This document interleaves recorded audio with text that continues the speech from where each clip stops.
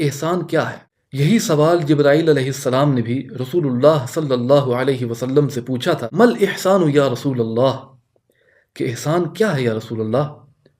حضور علیہ الصلاۃ والسلام نے ارشاد فرمایا، ان تعبد اللہ کأنک تراہ فإن لم تکن تراہ فإنہ یراک، یعنی احسان اسے کہتے ہیں کہ تو اللہ کی عبادت ایسے کرے گویا تو اسے دیکھ رہا ہے، اور اگر یہ تیرے لیے ممکن نہ ہو تو جان لے کہ بے شک اللہ تجھے دیکھ رہا ہے۔ جب ایک انسان ہر چیز چھوڑ کر اپنے خانہ دل کو اللہ کی یاد سے آباد کرتا ہے تب وہ کمال کو پہنچتا ہے۔ ایک صوفی کا دل ہر وقت اپنے محبوب حقیقی یعنی اللہ تعالیٰ کے انوار و تجلیات سے منور ہوتا ہے اور دنیاوی خواہشات کو اپنے دل سے نکال پھینکتا ہے۔ اس کا ہر فعل خالصتاً اللہ اور اس کے رسول صلی اللہ علیہ وسلم کی رضا کے لیے ہوتا ہے۔